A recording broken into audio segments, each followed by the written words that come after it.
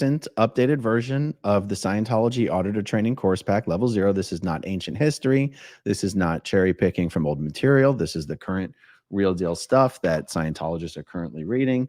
The name of this, I know you can't read this, but maybe some people can. The name of this bulletin is called Processes. And okay, so routine 0A. I'm just going to read directly from it. It says, this is how the auditor puts together routine 0A. 1, make a list of people or things one can't generally talk to easily. That includes parents, policemen, governments, and God, but it's a far longer list. The auditor must do this. It must never be published as a canned list. So open up to Mr. Auditor. Now, the 0A part of this tends to be much milder than the 0B part of this, because routine 0B says the auditor makes a list of everything he can think of that is banned for any reason from conversation or is not generally considered acceptable for social communication. This includes non-social subjects like sexual experiences, bathroom details. He says water closet details, because I guess when he moved to England, he started pretending he was British. Bathroom details, embarrassing experiences, thefts one has done, etc. Things nobody would calmly discuss in mixed company. You can tell him all your problems. He will listen. He will solve them. There was always someone who was like the most perverted, disgusting person who was known to be the go-to guy to get ideas for what to put on the list. And your sleepless nights just hold those electrodes tight. He'll make it all right. Now, guys, we're about to get very age inappropriate. Well, I mean, actually, kids aren't supposed to be watching these channels. We're about to get very X-rated, okay? So the instructions for 0A, honestly, are not quite as bad. It does say use things like policemen and parents, but you and I both know that's not how these lists get put together. So this list is going to include things. Let's just say rapist. I mean, not a crazy word. Let's just say rapist. Step 2 says using any one of the listed items, if you could talk to a blank, what would you say? Okay. So the thing is, it's simply, if you could talk to a rapist, what would you say? Now, just think, and you can substitute that with any other horrible, if you could talk to a serial killer, what could you say? If you could talk to a pedophile, what could you say? He will make it all right.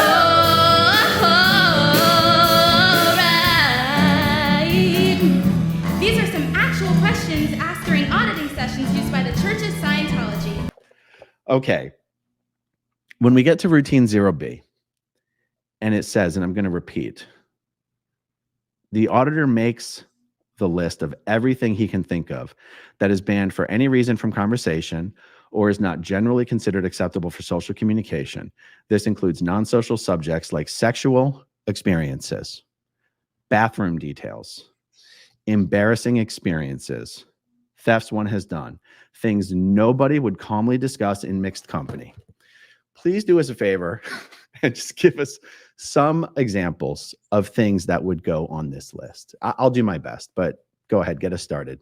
I mean, I just thought about like the bathroom. It's like they would do bloody tampons. If you could talk about bloody tampons, what would you talk about? And if you were talking about bloody tampons, what would you say exactly? So it was like, and it's very confusing as a child, right? Because like when you're there and you're in those cans strapped to them, you're not supposed to move. You're supposed to really stay still, right? It's like the whole thing is so intimidating, really, when you think about it, because it's just like you're in this thing, they're reading your mind. Please keep the cans quiet. Like you're always telling the person to not move. Oh, are you comfortable now? Okay, great. Stay there. Like, so it's all of that, right? It's like 3 hours of a question, because if the child is confused, as they should be, I mean, it's like, why am I being asked this question again? And it's just like the auditor just acts like, no, that's what L. Ron Hubbard said to do. He said to ask it over and over, and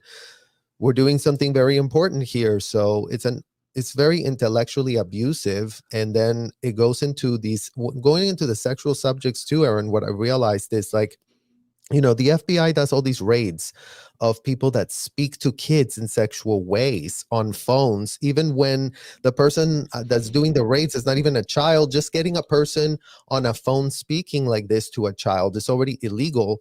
Well, in these hotels, you can speak to a child in a very sexual way, one-on-one, and nobody will, oh no, this is normal, this is a religious activity. It's like, what type of hypocrisy are we really talking about? And that's what's so dangerous about all of this, because as everything is groomed, everyone's going with a pitch that is not rooted in reality. The reality is the kids are being put at risk, and everybody's thinking that they're saving a world, but you know what? They weren't. Do you smile much? No. Are you a slow eater? No. Does emotional music have an effect on you? No. Does talking in front of people make you nervous? No. Do you ever get a dream about life? Like it all seems unreal. Do you sometimes wonder if anyone really cares? Do you sometimes wonder if anyone really cares? Do you sometimes wonder if anyone really cares? Do you sometimes wonder if anyone really cares? Do you sometimes wonder if anyone really cares? And this is done over and over and over and over and over again. It's a repetitive process. It's not just you just ask the person the question one time. You're asking this question dozens and hundreds of times over and over and over and over and over until the person has some sort of a win or realization that they would actually have no problem talking to a rapist, or they would have, I feel I could easily talk to a pedophile. Most disgusting, sexually inappropriate subjects you can possibly imagine, which let's just for the sake of the example, use something relatively comparatively innocuous as just the word fucking. Okay. Yeah. But let's say you're doing this on a child. Step 2 says an item from the list is included in the auditing command. What would you be willing to tell me about blank? Okay. So again, imagine you're either the child receiving the auditing or you're the child giving the auditing. And the question that's going to be repeated dozens or hundreds of times is, what would you be willing to tell me about fucking? Because it's supposed to be things nobody would calmly discuss. You wouldn't use a word like intercourse. Instead, you would say fucking. That's what the auditing process would be. You wouldn't say fellatio. You'd say sucking cock. That would be the auditing process. And that's probably the easiest word that we could use, because let's just use another example. Just a dirty one that I could see someone putting on the list. Eating ass. So you're doing an auditing procedure on a child who doesn't even know what these things mean. And they by the way, clear you. They work clear you if you don't know. And they make That's you right. demonstrate it with them. Oh, do a demo here. How could it be if you've never seen it? Here, show me with this pen and paper. So if you're doing this, so what do you do? Like, it's sickening. It's sickening beyond. It's sickening. That's right. Part of the auditing procedure is you're not allowed to do an auditing process using a word the person doesn't understand. So as a part of this process, you actually have to define the word for the person. They have to look up the definition. They have to tell you what that definition means in their own words.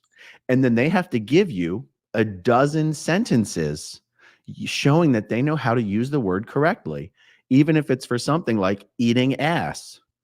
And then after the child is horrified at having to have defined this word with the auditor, the auditing procedure, the repetitive auditing procedure is, what would you be willing to tell me about eating ass?